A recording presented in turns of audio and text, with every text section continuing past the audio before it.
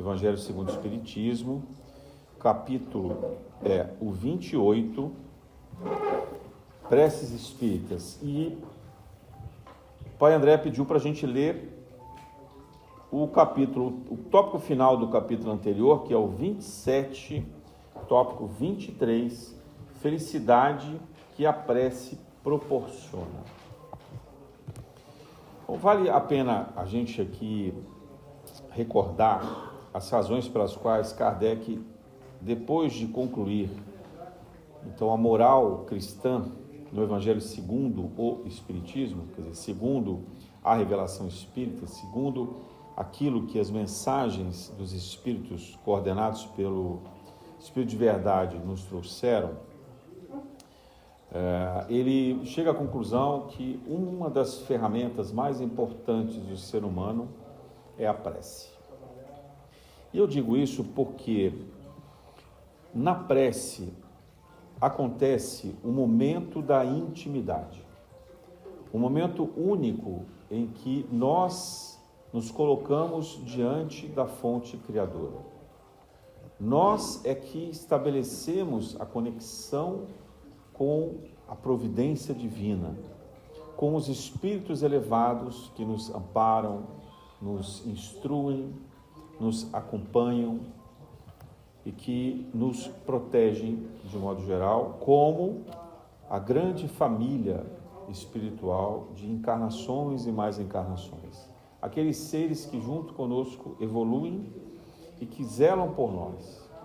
Muitas vezes foram espíritos vítimas de nossas ações atrozes, mas que tendo alcançado o perdão, tendo alcançado a humildade, conseguem discernir sobre a necessidade de nos amparar, para que finalmente nós possamos nos perdoar e assim seguir como amigos fraternos pela eternidade.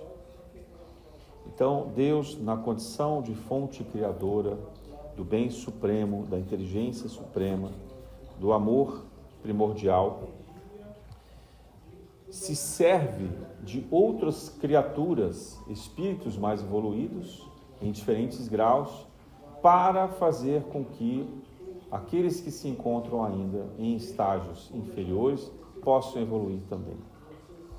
Não é difícil para nós entendermos isso na medida em que nos é dado, por exemplo, cuidar da natureza, cuidar dos animais, cuidar daqueles que mais necessitam, dos doentes, dos desamparados, das crianças, dos bebês gerados em nossos ventres. Essa é a lei divina. E por isso que no Pai Nosso a gente diz: seja feita a tua vontade, assim na terra como no céu. Porque no céu representa o que já está em evolução. E na terra, o estágio primitivo de expiações e provas. Então, a prece, ela se associa à caridade como condição de salvação. E vocês poderiam me perguntar, então quer dizer que a pessoa que nunca faz uma prece ou que não ore, não irá se salvar, não irá progredir, não irá evoluir? Eu arrisco a dizer que sim, ela não irá. Por quê? Porque a prece que Kardec nos traz, e que é a mesma forma de prece trazida por Jesus, não é uma prece de sacramentos, não é uma prece de procedimentos, não é uma prece decorada, coletiva. É a prece espontânea, a prece do sentimento, acima de qualquer coordenação de palavras. E aí vocês podem dizer: mas então não é necessário palavra. Para que elas servem? As palavras nos induzem aos sentimentos. Elas nos levam aos pensamentos, tentando nos educar. Quando nós dizemos assim: Pai nosso que estais nos céus, há todo um sentimento relacionado à palavra Pai, principalmente no sentido amoroso que Jesus traz do diminutivo, porque ele chama Deus de Paizinho. Na maneira ocidental, como foi traduzido, ficou formal demais. Eu não gosto muito nem da maneira como a oração do Pai Nosso e da Ave Maria são representados, porque elas representam uma ideia medieval de um degrau de realeza, que não era o que Jesus queria nos passar. Jesus começa a oração dizendo: Paizinho, que está no grau mais evoluído de toda a criação. Então, isso ali, para os judeus, era o céu. Mas é assim que ele fala: Paizinho, que é o que há de mais pleno, mais alto, mais evoluído na criação. Seja feita a tua vontade. Por quê? Porque para quem está nesse grau pleno de evolução, a vontade não é um simples querer. A vontade não é um desejo. Ela é uma manifestação profunda de poder. Um poder criador. Então, é o mesmo que Jesus dizer assim: Pai, você que pode me ajudar. Sabe quando a gente chega para a mãe, para o pai, criança, e quer alguma coisa? Não tem uma convicção de que os pais podem fazer alguma coisa. É sobre isso que a prece nos convida, a esse sentimento. Pai, você que pode resolver, você que está aí, olha, nesse alto de todas as forças, de todas as vontades, você que pode resolver. Faz aquilo que é certo, mas me ajuda. Se a gente parasse nessa frase, a prece já estaria pronta, já estaria feita. Mas Jesus espera que a gente avance nesse sentimento. Então ele vai aos poucos delineando nessa oração as condições que nós deveríamos reconhecer para a nossa própria evolução. Por isso a gente vem: Pai nosso que estás nos céus, santificado seja o vosso nome. A forma de santificado também é importante, porque os judeus consagravam um lugar especial no templo que era chamado de Santo dos Santos, né? Então, esse lugar, somente o sacerdote, sumo sacerdote, poderia adentrar e uma única vez por ano, e mesmo assim sem ficar em pé. É uma simbologia. E a gente sabe até que é uma simbologia trazida do Antigo Egito, das pirâmides, porque lá também tem esse, entre aspas, chamado Santo dos Santos. Então é um ritual. Jesus não está preso a esse ritual. Jesus até diz assim: olha, Pai nosso que estás no céu, santificado seja o teu nome, para dizer assim: olha, qualquer um de nós aqui pode adentrar o Santo dos Santos. Veja a quebra de paradigma. Jesus traz toda a desmistificação da formalidade dessa relação que os judeus tinham com Jeová. Se no Antigo Testamento apenas os profetas, os grandes profetas, podiam falar com Deus, Jesus diz assim: olha, qualquer um, Deus está aqui, Deus está dentro de vocês, e vocês são deuses. Essa é a mensagem sobre a oração de Jesus. Então, se nós somos deuses, a prece é dirigida para onde? Principalmente para nós mesmos.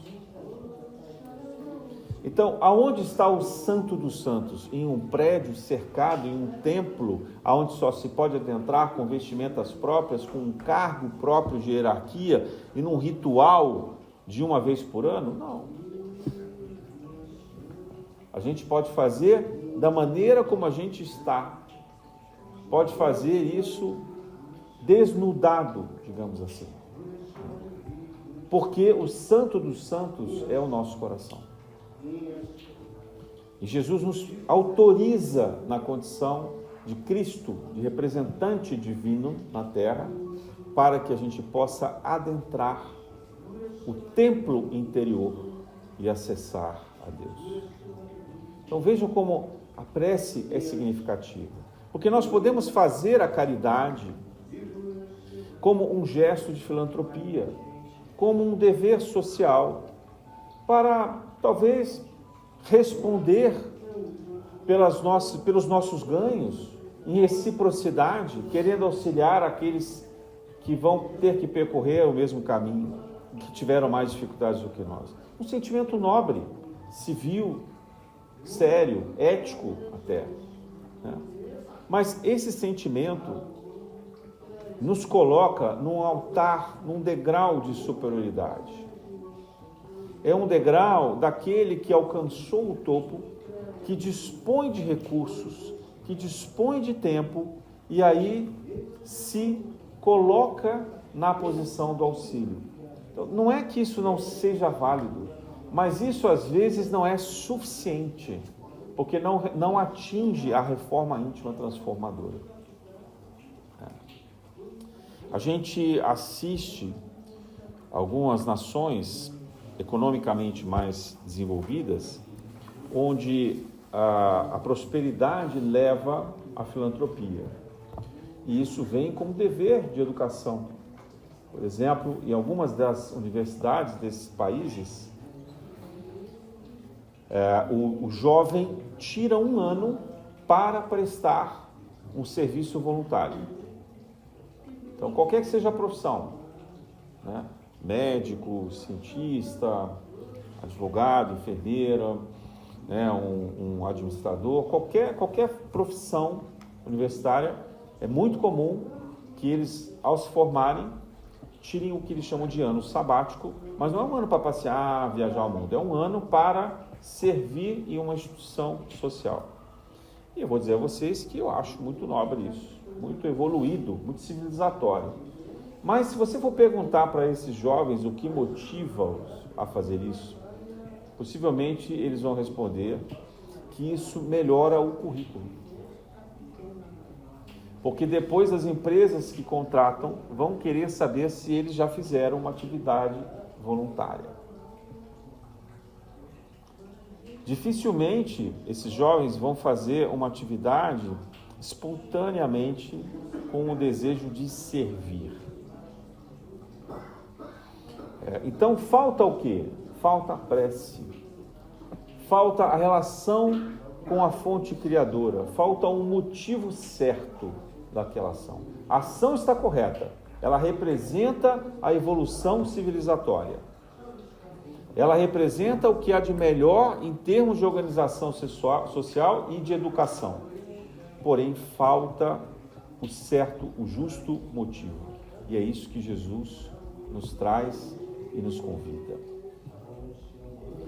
A prece, ela, no entanto, não pode vir sozinha. Também nos ensina Jesus que a fé sem obras é morta.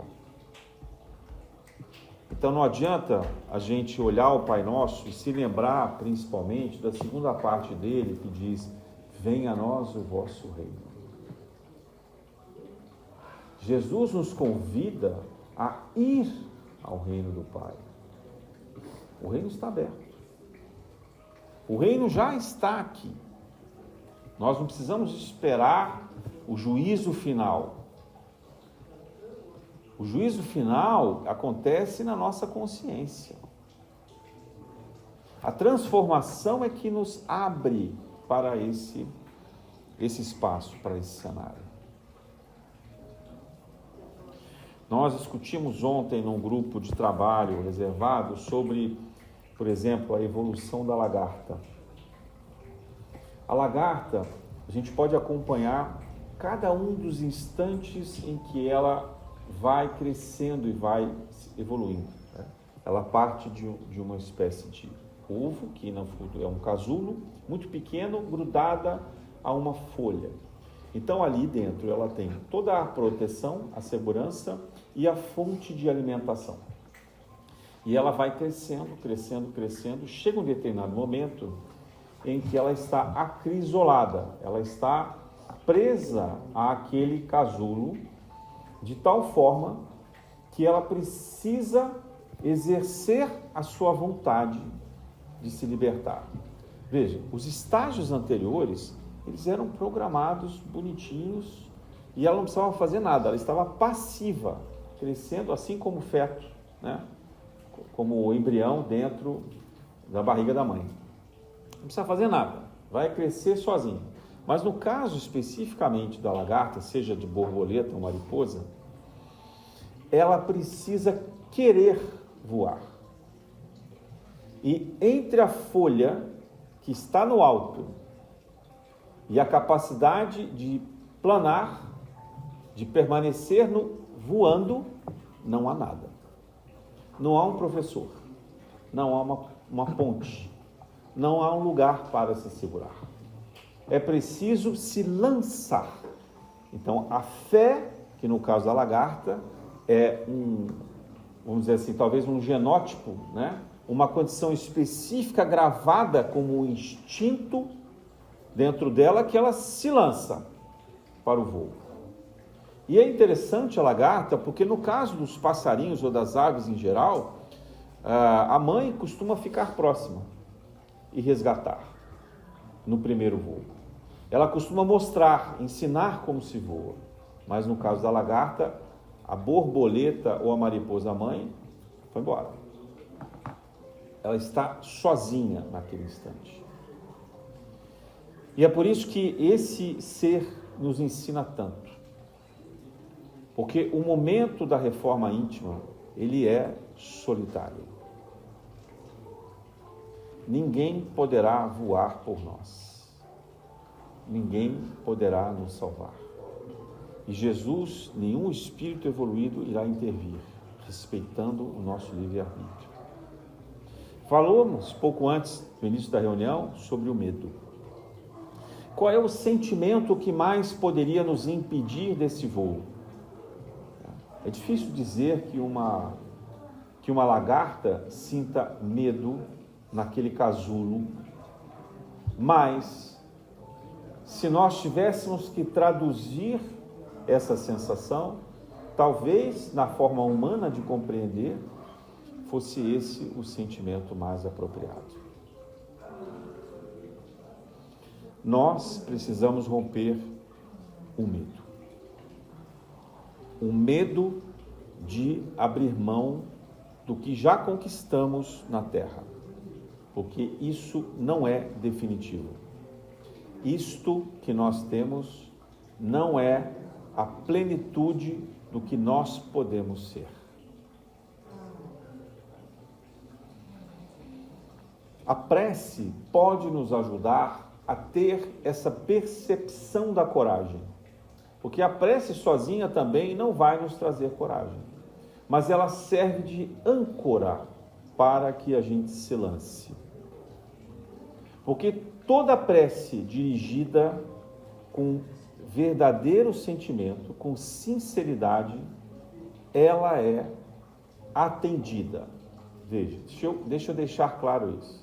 Ela é atendida no sentido de que alguém dá atenção a ela e faz por nós o que nos cabe por mérito e dentro do melhor alcance possível, respeitando as leis de causa e efeito.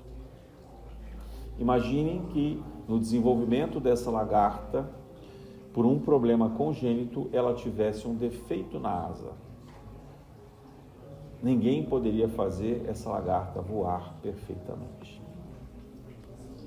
Então, durante o período passivo da nossa evolução, que é o caminho que a gente veio até agora, sendo dirigido pelos espíritos através de experiências educativas, muitas delas dolorosas por nossa própria causa, porque provocamos e necessitamos dessas reações a fim de aprendermos a fraternidade, mas é um processo induzido, digamos assim, onde o livre-arbítrio está centrado principalmente nas escolhas do bem, mas em que o universo em que nós chegamos, ele é praticamente demarcado, as famílias são pré-definidas, os trabalhos, as profissões respondem a uma habilidade que nós trazemos de inteligência ou artística, né?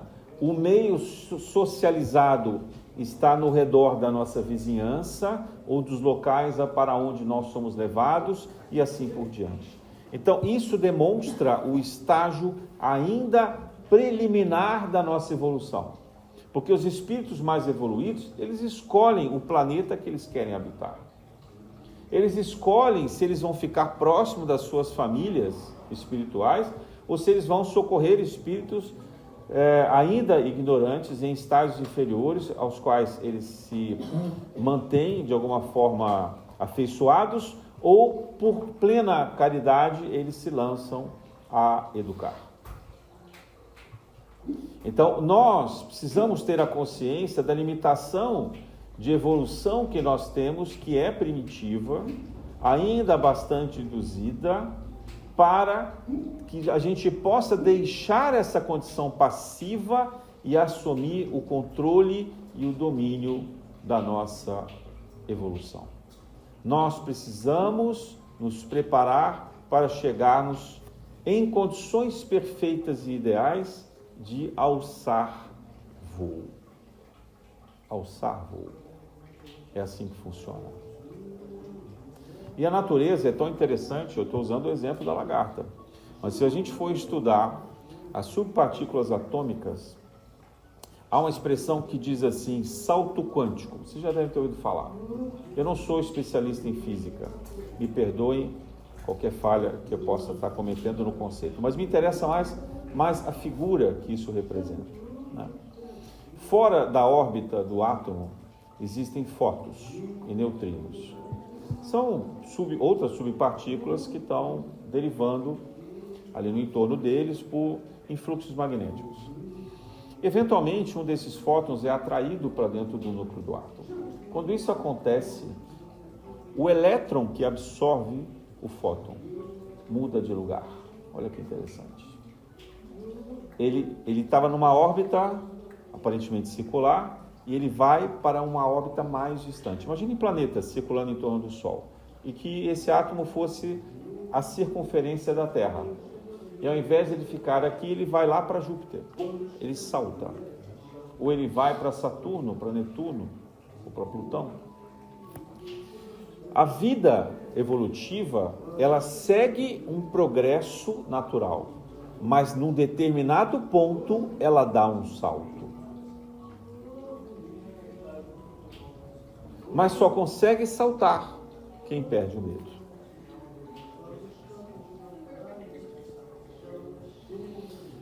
Ranieri tem um livro, o médium Ranieri tem um livro, ele psicografado por André, na escrita, na grafia de André Luiz, né, em que se chama A Segunda Morte, onde ele narra que depois que a gente alcança os níveis mais elevados da esfera física sutil, então vamos dizer assim, 7ª dimensão aproximadamente, né, do que a gente conhece aqui, dos nossos estágios, a gente hoje está na 3ª, quando a gente desencarna, a gente está na 4ª, e quando a gente dorme também a gente vai para a 4ª. Então a gente está entre a 3ª e a 4ª, a gente espera que a gente evolua para a regeneração, que seria a 5ª, dali a gente em algum momento vai chegar na 6ª e na 7ª, e então a forma sutil, física, material do que habita a Terra se depreende mais ou menos dentro desses níveis corpóreos, né? Que funcionam como dimensões. Quem está em cima enxerga tudo que está embaixo, quem está embaixo não consegue enxergar tudo que está em cima. É mais ou menos isso. Mas ele vai descrevendo isso, e aí, a partir do 7º nível, é como se fosse algo já, uma experiência angélica, porque você tem que abrir mão do seu, vamos dizer assim, da sua roupa, da sua vestimenta material. Imagina o que deve ser isso. E ele começa a assistir um determinado espírito que vai passar por esse processo, e ele vai entrevistar, então, e ele colhe alguns depoimentos, e ele percebe que alguns espíritos não se submetem a essa prova porque têm medo. Eles não sabem o que vai ser no momento em que eles deixarem de ter uma personalidade, que eles puderem se apresentar em uma forma física, um corpo. Porque mesmo no astral a gente vê formas, né? A gente tem as ideias, as imagens de como Maria se apresenta, como Jesus e os espíritos mais elevados, Bezerra de Menezes, a grande maioria deles mantém a forma de uma das encarnações, mantém até o nome de uma das encarnações, né? Embora eles possam adotar outros nomes lá em cima. Mas normalmente esses nomes estão relacionados a personalidades que eles viveram, aqui ou em outros orbes. Mas nesse estágio de evolução, não é mais necessário vestir uma forma, ter um nome de personalidade. É como se fosse mantida uma identidade, mas ao mesmo tempo a gente pode se transformar em energia pura. Como ele não sabia a maneira de definir esses seres, ele chamou de libélulas. Porque eles tinham, depois que eles se retiravam, né, essa vestimenta, que eles conseguiam passar então por essa prova angélica, eles assumiam formas luminares, resplandecentes, que pareciam com asas. E pela maneira como esses raios se organizavam, ele interpretou, e eles eram translúcidos, transparentes, ele interpretou então que aquilo poderia ser uma libélula.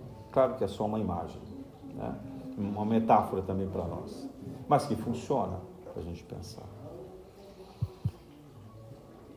Então vejam, um dos maiores desafios que nós trazemos em nossa encarnação é o apego. O budismo, que é uma escola muito interessante, muito educativa, trabalha exatamente com a ideia de que nós devemos nos libertar do ego.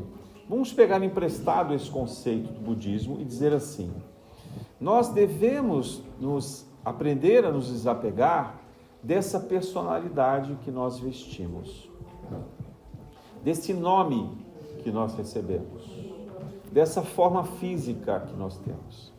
E a natureza é tão legal com a gente que a nossa forma não permanece a mesma, né? Quem vive 100 anos, imagina, do bebê até os 100 anos, quase não se reconhece nas fotografias, não é verdade? 10 anos, eu passei recentemente por uma experiência dessa. Meu passaporte tem 10 anos aproximadamente, está vencendo agora. Fui passar numa alfândega de um país estrangeiro, a menina olhava para mim, olhava para a foto, olhava para mim, olhava para a foto, eu falei, cara, ela não vai me dar o visto. E eu comecei a rir. E aí ela não sabia por que eu estava rindo, ela foi perguntar para o cara que estava do lado dela, uma língua que eu não entendia, mas eu percebi o que ela estava falando, porque ela deixou claro, ela falou assim, não deve ser a mesma pessoa. E eu rindo, porque eu falei, gente, como assim, né? Se eu estivesse devendo alguma coisa, aí eu em inglês tentando explicar, dizer, olha, sou eu, mas a gente muda, são 10 anos, desde a data de emissão do passaporte. E eu fiquei naquele instante que eu falei, eu vou ficar chorando, me lamentando porque eu estou mais velho? Eu não vou. Né? Isso é um motivo de felicidade. Graças a Deus, cheguei a 10 anos mais, espero chegar a muitos anos, várias décadas além disso. Né? No final, o cara olhou para ela, desdenhou e falou, para com isso, é o cara daí. Aí deu o visto e foi embora. Né? A mudança da idade é uma prova lenta, mas que nos provoca sobre o desapego. O desapego da juventude, o desapego de certa segurança que às vezes a imagem da infância nos traz. O desapego de instantes em que nós vivíamos próximos de pessoas que nós amávamos estreitamente e que já não estão aqui conosco. Seja porque estão na espiritualidade, desencarnaram, seja porque já não estão mais saudáveis. Quantas vezes as pessoas ficam doentes hoje numa epidemia de Alzheimer, de demência, né? Aquela pessoa que está do nosso lado já não é mais aquela que nós vivemos durante décadas felizes. Sejam os nossos pais, sejam os nossos companheiros e assim por diante. Também, hoje tem acontecido muitas síndromes em que os filhos, de repente, perdem o controle sobre a sua vontade e entram em processos críticos, psicóticos, de desequilíbrio. Às vezes por uma questão congênita, outras vezes até levado pelas drogas, pelo mau uso dos vícios. mas a natureza nos convida ao desapego. Ela nos convida à mudança da personalidade também pela denominação que nós recebemos. Porque na infância, ainda que a gente tenha um nome pomposo e grande, formulado na certidão de nascimento, dificilmente os nossos pais e principalmente os nossos irmãos nos chamam pelo nome de registro. Nós todos costumamos ter apelidos. E depois na escola, esses apelidos se renovam.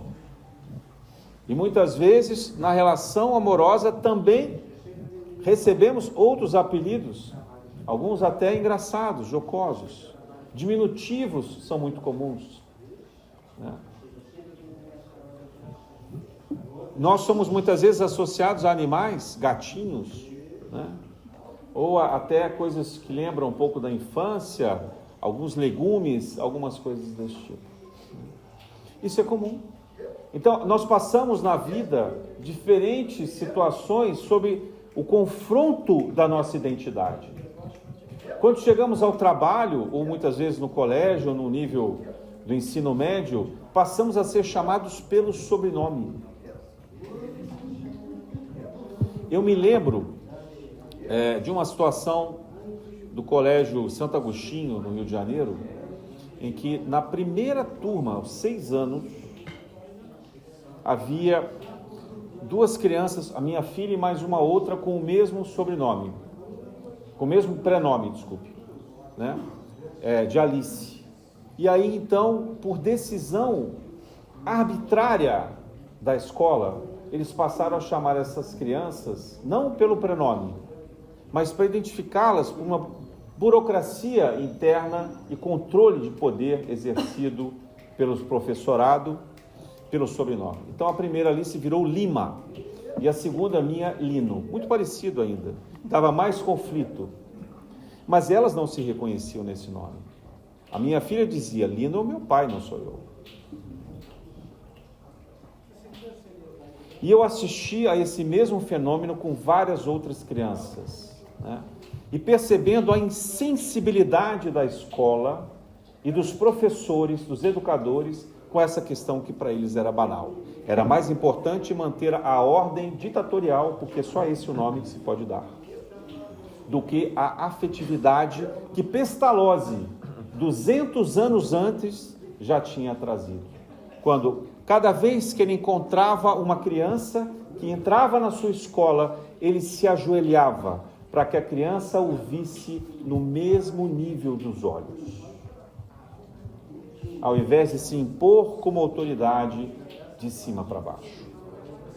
Eu estou falando de um fenômeno que tem pouco mais de 10 anos e que eu tenho certeza que nessas escolas rigorosas, especialmente as que têm o regime religioso ou militar, ainda são praticadas. Então, nós somos sendo invocados a nos confrontar com essa personalidade. Outras vezes no trabalho isso também acontece. Para homens que servem o exército, mulheres eventualmente, também o sobrenome é o que prevalece e gera um conflito muito grande. Quem é esse que chamam? É o meu avô? É o meu pai? Se é um nome conjugado, é minha mãe? Posso escolher? Posso usar o do meio? Né? E a gente vai percebendo isso. Outras vezes, já na idade adulta, a gente resolve assumir uma outra denominação. Isso é tão comum em alguns países que se permite mudar de nome. Nos Estados Unidos, por exemplo, você pode escolher e falar: não quero mais chamar o nome que eu tinha, eu quero mudar meu nome. No Brasil isso não é permitido, a não ser que haja uma ofensa, alguma condição gravosa, perigosa, etc. Você não pode mudar seu nome, principalmente o seu sobrenome. Tanto que a discussão de nome social ainda é um tema amplamente rejeitado no Brasil. A pessoa faz uma cirurgia, muda de sexo, ou ela resolve se apresentar do outro sexo e ela encontra inúmeros impedimentos. E eu cansei de ver pessoas humilhadas que, tendo assumido um nome social, não veem respeitado esse nome social que elas escolhem. E aí, na medida que a gente vai evoluindo, a relação de parentesco nos invoca a trocar o nome por mãe e pai. Então a gente vira mamãe e papai. Depois a gente vira vovô, vovó, titio, titia. Na rua é muito comum as pessoas mais velhas serem chamadas ô tio, ô tia. Todas as amigas das minhas filhas me chamavam de tio, não importava a minha idade. Para elas eu era um velho. Velho é tio ou avô. Tio estava bom já para mim, porque elas naquela época já podiam querer chamar de avô, bisavô, sei lá o que, trisavô. A gente tem uma noção desses conflitos. Mudar de geração é difícil. Eu me lembro de um caso na minha adolescência que eu conheci o pai de uma amiga. Ela tinha 16 anos e engravidou. E o maior choque que o pai dela recebeu não foi o fato dela ter engravidado. Ele recebeu bem isso. Foi o fato dele ter que passar para a próxima geração e virar avô. Porque ele tinha 30 e poucos anos. Ele tinha menos de 40 anos naquela época. Ele também teve ela muito jovem. E ele não aceitava ter passado para a próxima geração como avô antes dos 40 anos. Vejam os conflitos que a gente é levado. Então, se nós somos simplesmente conduzidos pela vida aleatoriamente, sem o incremento da fé, sem o incremento da prece, cada tacada dessa que a gente recebe, a gente desestabiliza. E tem alguns agravantes relacionados a isso. Principalmente quando, ao invés do nome, a gente passa a ser chamado pelo cargo. E a gente vira chefe. E aí a gente começa a sentir um certo prazer, porque o ego não é fácil, Você começa a gostar daquilo. Você começa ali como coordenador, supervisor, gerente, Vai subindo, diretor, presidente. Aquilo vai afagando o ego. E o nome, ninguém lembra mais. Só sabe o cargo. Que conflito gigante nós passamos. Tudo isso criado no grande mapa da pedagogia que Jesus nos traz aqui na Terra para esse desapego. Nós somos também colocados aqui diante das ameaças de desestabilização da nossa personalidade quando nos associamos a relacionamentos que não duram. Há locais que não duram, entre a riqueza e a pobreza, alternando de casas, de cidades, de posições sociais, de amigos, Porque sempre que termina um grau de riqueza, termina também a maior parte dos amigos, é verdade? Que amigos eram esses? No grande jogo de interesses, as nossas posições, os nossos relacionamentos são vulneráveis. As pessoas vão. Chico Xavier, desesperado pela situação financeira, da orfandade que ele se encontrava, tendo que cuidar de todos os irmãos que ele tinha, os irmãos de sangue natural e os meio-irmãos vindos do pai, do segundo casamento, pede a Emmanuel que, por favor, interceda a Maria para lhe enviar um auxílio. Qual é a mensagem que Chico recebe? Tudo passa. Chico havia rezado intensamente, pedindo auxílio. Provavelmente nas preces dele tinha emprego, tinha salário, tinha donativos, tinha pessoas chegando para lhe ajudar, porque era o irmão mais velho, tinha que cuidar de tudo, Várias questões materiais ali se apresentando, uma casa nova e assim por diante. Maria envia para ele o remédio certo, mas que ele não havia pedido. Fé. Tudo passa. O recado de Maria não é muito diferente daquele de Abigail a Paulo. Paulo, desesperado, havia mandado matar o irmão dela na frente dela, sem saber que era o cunhado. Abigail morre de desgosto, porque ela não sabia onde estava o irmão e o encontra ali já sangrando, às vésperas da morte. E ela morre de tristeza ao saber que foi justamente o seu amado que cometeu aquele assassinato. Paulo sozinho, enfrentando as agruras da fé, depois de já convertido, de ter passado por Damasco, solitário na prisão, aquela prisão fétida. Imagina aquela prisão daquela época, gente. Chão batido, úmido, fedorento, cheio de rato, barata. Dá para imaginar? Né? Então, sem comida, sem água, e se tiver, era tudo sujo. Né? É assim, prisão naquela época.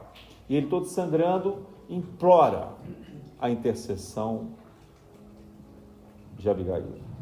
Para ele pedir para Abigail, é porque ele já tinha pedido muito para Jesus, porque ele já tinha o canal direto, ele já tinha falado com Jesus de Damasco.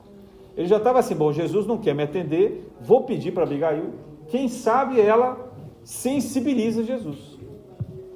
Qual é a mensagem de Abigail? Ama, trabalha, perdoa, espera, ou confia, tem várias versões aí. Quer dizer, faz aí seu trabalho, tudo está certo, é assim mesmo. Por quê? Porque essa é a colheita. Você está comendo o que você plantou. O teu remédio, o teu lenitivo é passar por isso, é o desapego. Paulo havia chegado a ser rabino, estava num processo de carreira que talvez ele pudesse chegar a sumo sacerdote em Jerusalém. Vinha de família rica, tinha não apenas a cidadania hebraica, judeu, como também a cidadania romana. Ele era cidadão romano. Imagina o tombo que ele tomou. Nesse dia solitário, com fome, sedento, com frio, com dores, apelando a Abigail, e ela lhe devolve, tudo passa. Porque é a mesma mensagem. Ai daqueles que não têm fé, porque sofrem sem motivo. Porque para aquele que não acredita na vida após a morte, para aquele que não acredita na lei de causa e efeito, para aquele que se cinge de uma moral terrena de interesses, só resta o suicídio ou a guerra. E a gente começa a entender um pouco o mundo, para onde a energia vai, para onde essa energia caminha, para onde às vezes no nosso lar se estabelecem os diálogos. Aonde e quanto tempo mais esse planeta resistirá a isso? Para onde vamos?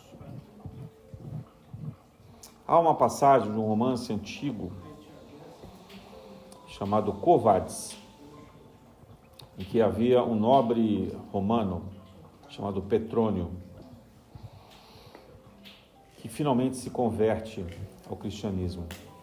E passados alguns anos, ele se vê naquela condição de ter que entrar em Roma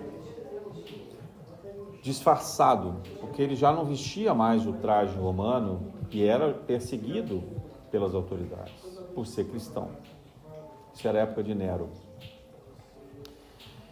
E ele humildemente se veste como escravo e se depara com um soldado que possivelmente já o conhecia, porque ele era uma pessoa famosa. E ele precisa disfarçar, precisa manter aquela humildade. E o soldado pergunta para ele assim: para onde você pensa que vai? Quo vadis é isso que quer dizer em latim. Para onde você pensa que vai?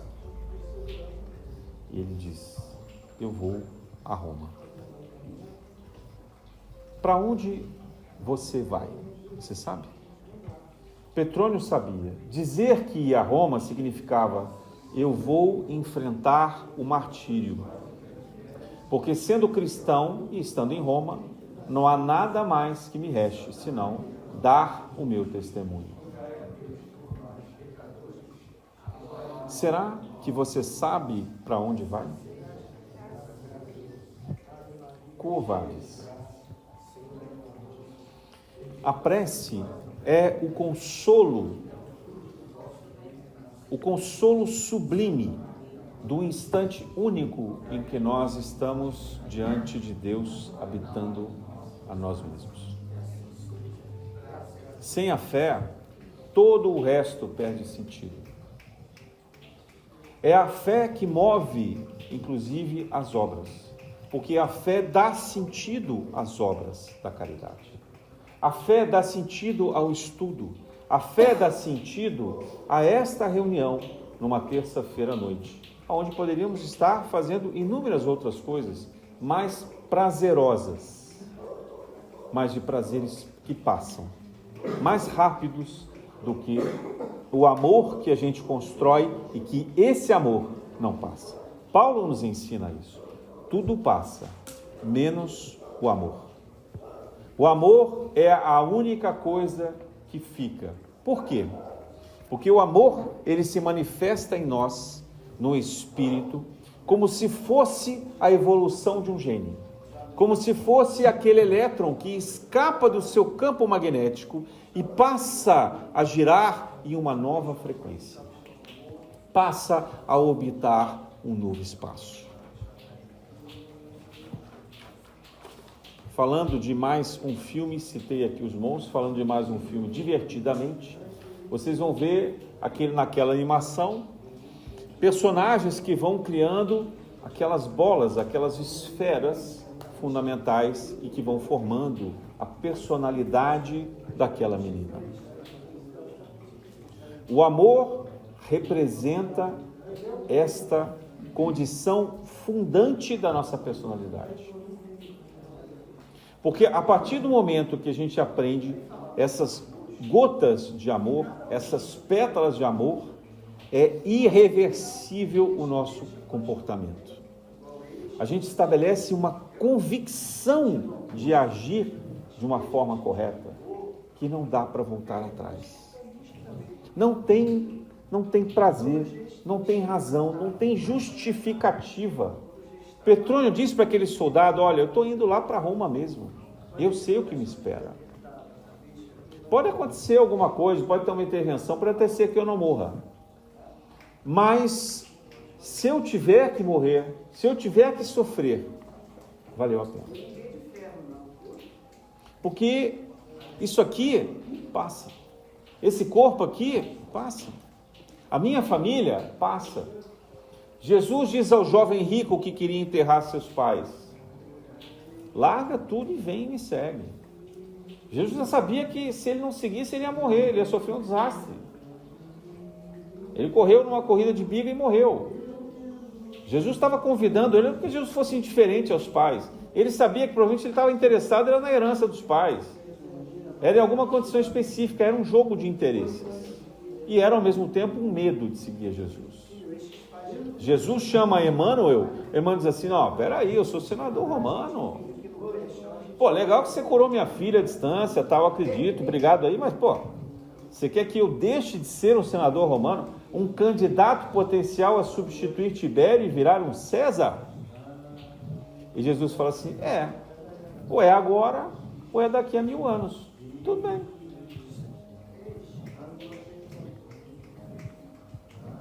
Sem fé não adianta. Emmanuel tinha uma nobreza como ninguém naquela época, uma educação primordial, uma sabedoria, um estudo, uma educação de respeito. Ele sabia respeitar a autoridade de Jesus, né? E sabia também fazer as coisas na surdina, porque vai encontrar Jesus de madrugada, no escondido no lago Tiberíades, para ninguém ver. Porque ele não queria que a imagem dele fosse imaculada, ele achava que ia ser imaculada, né? Nicodemos fez isso durante um tempo também, encontrar Jesus escondidos, porque ele tinha medo da perseguição dos outros sacerdotes no templo.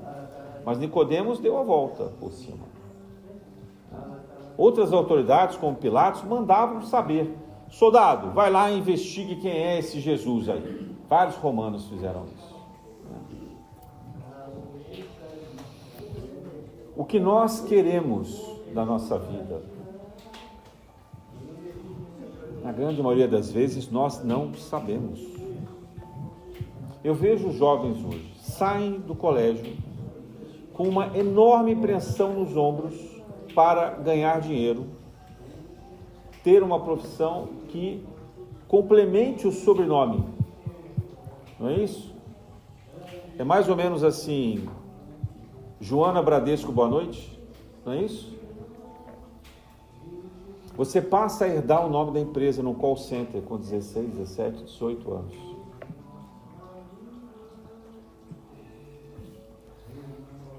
Essas crianças sabem para onde vão? O que vão fazer da vida? Porque a gente foi levado pelas ondas, né? Aos trancos e barrancos. Vai fazer isso aqui sim, vai estudar isso aqui. Muitos de nós determinados pelos pais. Outros, quando não pelos pais, pela necessidade. Abraça a oportunidade que está na tua frente e não reclama. Obedece. Porque é isso que tem aí e é o que tem para comer. E aguenta firme. E respira fundo. A prece nos leva a um outro sentido, a um outro significado desse processo, das relações terrenas que nós temos. Do casamento que ficou insuportável, do trabalho inseguro, opressivo, desalentador, de perceber que o que a gente produz, no fundo, não muda em nada a sociedade que a gente vive, senão atrapalha e piora. De perceber que ao levantar de manhã, a distância e o tempo que a gente irá percorrer será de uma ociosidade e de um barulho, de uma mistura de gente desordenada tão grave que nos fará chegar em casa no trabalho e em casa na volta esgotados. E se é pelo computador, não muda muito, porque toda a energia negativa passa pelo celular, pelo computador, etc. Quo vadis, pergunta esse soldado, e que pergunta também Jesus, para onde nós vamos? Porque nós não sabemos o que queremos. Nós não sabemos para onde ir. Os 500 da Galileia chegam para Jesus quando ele fala assim: vocês irão cumprir agora o meu mandamento, espalhar o evangelho que eu vos ensinei. Eles dizem assim: mas Senhor, para onde nós vamos? Como nós vamos? Nós não sabemos fazer isso. Nós não sabemos fazer nada. E Jesus, ele faz uma recomendação de um ato de fé. Acreditem. Vocês vão chegar aonde vocês precisam. E não levem nada. Não levem nada. Mas, pelo fato de vocês não serem invejados, de não correrem o risco de serem roubados, de não serem ultrajados e assim se desprenderem, do que pela necessidade. Eu sei que vocês precisam. Ninguém quer viver com pouca roupa. Ninguém quer comer apenas vegetais. Ninguém quer ficar preso num cubículo de quarto, sem janela ou com muita simplicidade. Ninguém quer ter que pegar ônibus, metrô, por 2, 3 horas em cada trajeto. Mas se você tem fé, você encontra naquela adversidade um ensino do desapego, uma forma de compreender a resiliência na prática, de ir além do discurso, de perceber que apesar de tudo isso, há ali instantes que brilham, a luz que transformam, há uma cadência sublime de evolução. Sentados numa cadeira barulhenta de um ônibus, desconfortável ou em pé, pela janela, é possível admirar a natureza. No fone de ouvido é possível ouvir uma melodia graciosa. Em prece, em silêncio, no meio dessa confusão, é possível elevar o pensamento a Deus e pedir que uma luz sublime venha não apenas sobre nós, mas para todos aqueles que estão ali compartilhando daquele espaço e que necessitam conosco desse amparo. Que a gente possa aprender, na humildade, o significado dessa prece interior, dessa prece que se dirige a esse Pai acessível, a esse Pai que sabe o que faz e que pode nos serenar o coração e nos dar forças para resistir e nos desprendermos dessa crisálida e assim voar. Voar na liberdade da verdade que Jesus nos prometeu e que nos liberta para sempre. Na graça de Deus.